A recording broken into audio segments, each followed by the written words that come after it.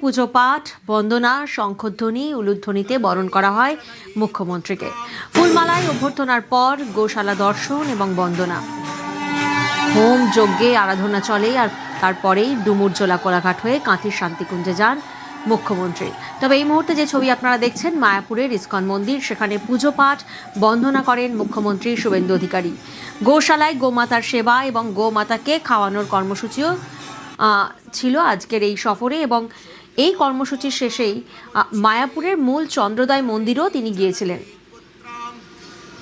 গোশালায় গোমাতার সেবা এবং গোমাতাকে তিনি খাওয়ান, পুজো পাঠ করেন।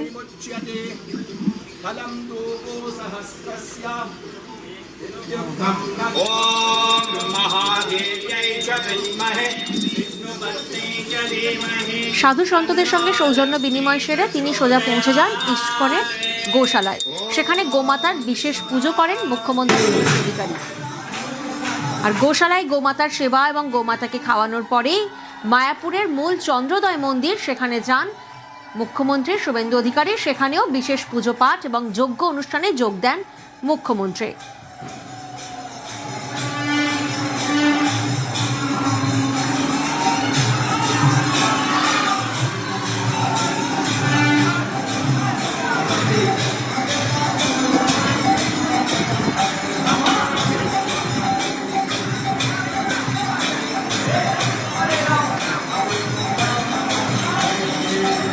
মুখ্যমন্ত্রীর ইস্কন সফর ঘিরে আমরা দেখেছিলাম আজ সকাল থেকেই মায়াপুর মন্দির চত্বরে নিরাপত্তা ব্যবস্থা ছিল চোখে পড়ার মতো।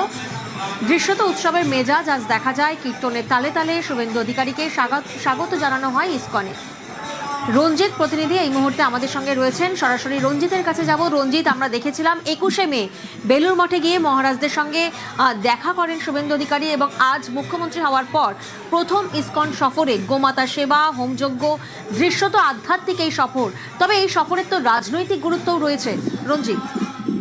একেবারে এর আগে যখন বিরোধী দলনেতা ছিলেন তখনও তিনি ইস্কন এসেছিলেন, কিন্তু একেবারে মুখ্যমন্ত্রী হওয়ার পর এই প্রথম তার ইস্কন সফর, এবং ইস্কন সফর ঘিরে কার্যত উন্মাদনা উৎসাহ ছিল ইস্কন কর্তৃপক্ষ। পাশাপাশি যারা ভক্ত যারা প্রতিদিন আসেন তাদের মধ্যে একটা উৎসাহ লক্ষ্য করা গিয়েছিল, এবং নিরাপত্তা ব্যবস্থা কঠোর করা হয়েছিল, কিন্তু যাতে কোনো রকম দর্শকদের সমস্যা না হয় সেদিকটা নজর রাখছে ইস্কন কর্তৃপক্ষ এবং প্রশাসন। সেদিক থেকে দেখা গেছে একটা অন্য মুখ দেখা গেছে আজকে, কারণ হেলিপ্যাড থেকে গোশালা পর্যন্ত যে কনভয়, সেই কনভয়কে কাটছাট করা হয়েছিল যাতে কোনো রকম সমস্যার সমাধান না হতে। তো জানি নাকি যে ইস্কনে এর আগেও কেন্দ্রীয় স্বরাষ্ট্রমন্ত্রী অমিত শাহ তিনিও কিন্তু সফর এসেছিলেন, এবং তার সফর ঘিরে কিন্তু গুরুত্বপূর্ণ বিষয় ছিল সেটা ভোটের আগে।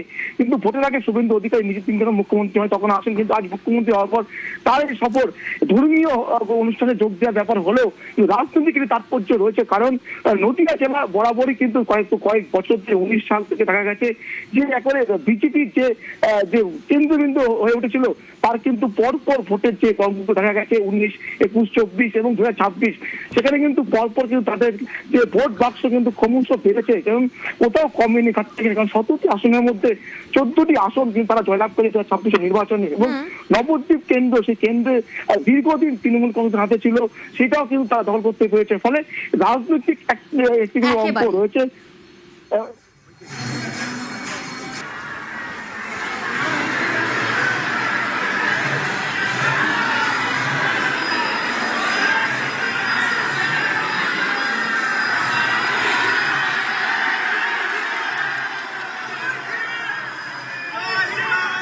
আজকে একটি বিশেষ দিন, পুরুষোত্তম মাস। আজকের এই বিশেষ দিনে মুখ্যমন্ত্রী মহাশয় তিনি আমাদের এই শ্রীধাম মায়াপুরে তথা পশ্চিম বাংলার সর্ববৃহৎ গোশালা আছে, যেখানে প্রায় শতাধিক গোধন রয়েছে, তাই তিনি দেখার জন্য তিনি এসছেন।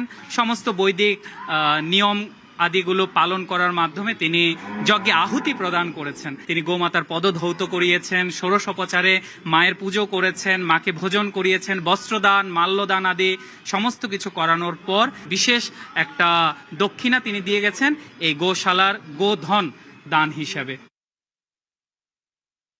আমি দায়িত্ব নেওয়ার পরে আমার ইসকনে আসার একটা ছিল, আমি 9 তারিখে দায়িত্ব নিয়েছি।